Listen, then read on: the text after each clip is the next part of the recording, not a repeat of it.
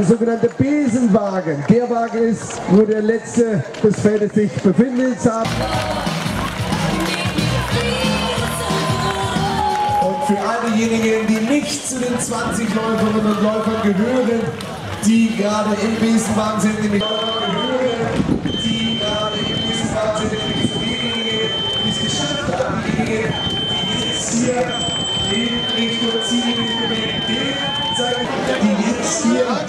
in Richtung Ziel bewegen, dem sei gesagt, wenn ihr Spaß hattet, tut uns einen Gefallen, nehmt die Arme noch mal nach